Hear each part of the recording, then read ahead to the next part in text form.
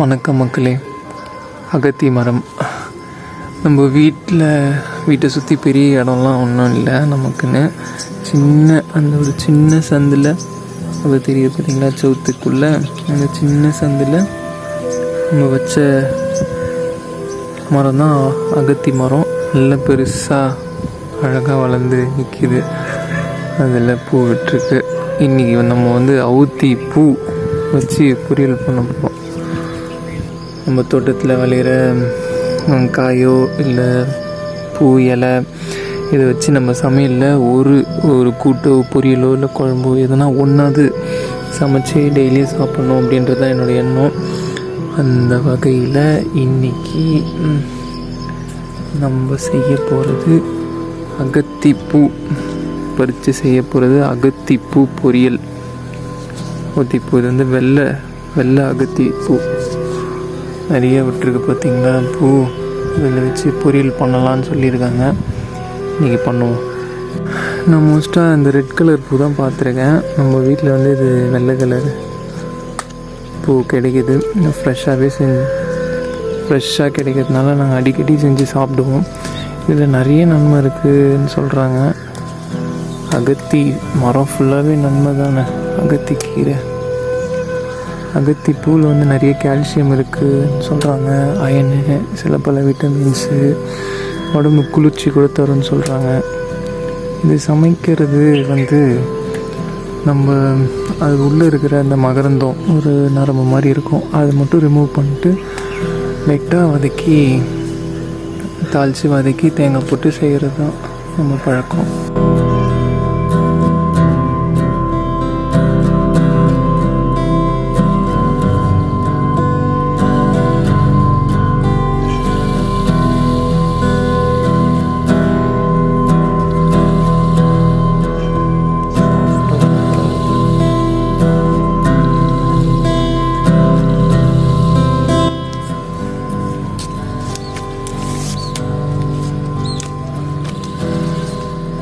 இது அந்த மாதிரி பூச்சிலாம் தான் எடுத்துடணும்.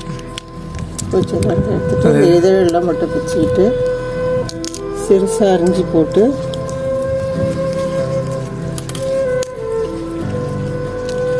பூ இந்த இது வேகாது. அந்த நிறம மாதிரி இருக்கிறது மட்டும் எடுத்துடணும். அதுதான் பெருசாகி காய் மாதிரி வரும். பெருசாகி காய் மாதிரி வரும். இந்த பூ அவ்வளோ ரொம்ப நல்லது. நிறைய கால்சியம் இருக்குதுன்னு சொல்கிறாங்க. நம்ம உடம்புக்கு குளிர்ச்சின்னு கூட சொல்கிறாங்க. ரொம்ப நல்லது. இது பூ கீரை எல்லாமே நல்லது. கீரை பூ ரெண்டையும் போட்டு கூட கூட்ட வைக்கலாம். இது தனியாகவும் பொரியல் மாதிரி தாளிச்சிக்கலாம். கடுகு உளுத்தம்பருப்பு போட்டு மிளகா கிள்ளி போட்டு சிறுசாக அரிஞ்சு போட்டு கீரையும் ரொம்ப நல்லது. அகத்திக்கீரை வயிறு புண்ணு ஆற்றும். பூ கூட வயிறு புண்ணுக்கு நல்லது. இது வாரம் ஒரு முறை இந்த பூவை சாப்பிட்லாம். பூ கிடைக்கிற சீசனில் அவுத்தி பூ சாப்பிட்றது ரொம்ப நல்லது. கீரையும் அதே போட்டு சிறுசாக அரிஞ்சு போட்டு பைத்தம்பருப்பு போட்டு நல்லா பொரியல்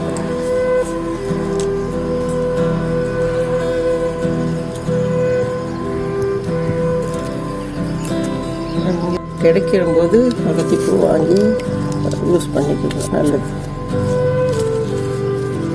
இது ஒரு சீசனில் தான் கிடைக்கும். ஒரு 2-3 மாதம் கிடைக்காது. ஐப்பசி, கார்த்திகை, மார்கழி வரலையும் பூ இருக்கும். அதுக்கப்புறமா காய் வச்சிடும். பூ வராது. ஒரு 3 மாதத்தில் இந்த பூ யூஸ் பண்ணிக்கலாம். அதாவது சீசனில் கிடைக்கும்போது யூஸ் பண்ணிக்கலாம். எங்கே கிடைச்சாலும் அகத்தி பூ விடாதீங்க, வாங்கி சாப்பிடுங்க. அகத்திக்கீரை, அகத்திப்பூ பிஞ்சி கூட சாம்பாரில் போட்டு சாப்பிடலாம். அகத்தி பிஞ்சி கூட ரொம்ப நல்லது. யூஸ் பண்ணலாம்.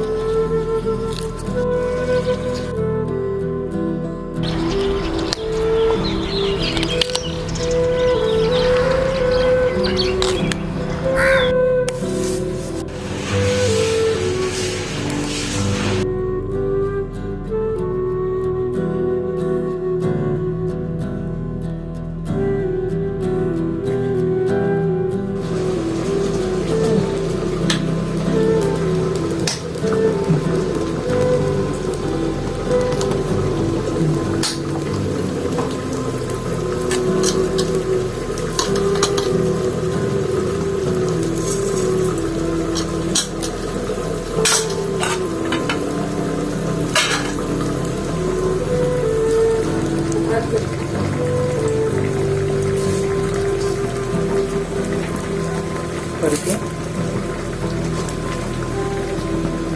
கடலைப்பருப்பு, உளுத்தம்பருப்பு, மிளகா போட்டுக்கணும்.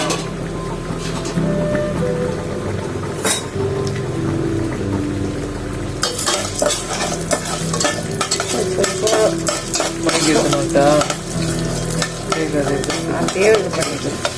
என்ன சவுப்பாக இருந்தோ அதை அப்படியே போட்டு அது பேசிட்டு இருக்கிறேன். நீயே பண்ணுறாங்க.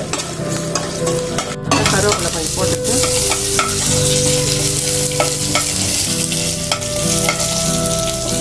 ஒரு ஸ்பூன் எண்ணெய் ஊற்றிட்டு கடுகு போட்டு கடுகு, உளுத்தம்பருப்பு, மிளகாய் போட்டு கருவேப்பிலை போட்டு தாளிச்சிட்டு இது செவந்து வந்ததும் இந்த பூவை போட்டு வதக்கிட்டு அதுக்கப்புறம் தேங்காய் துருவி போட்டு இறக்கணும்.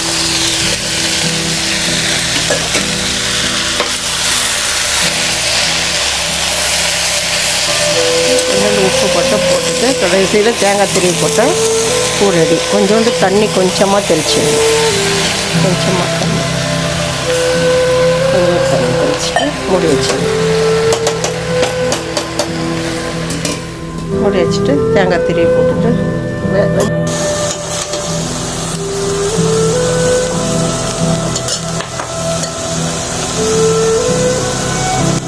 அகத்திப்பூ பொரியல் ரெடி.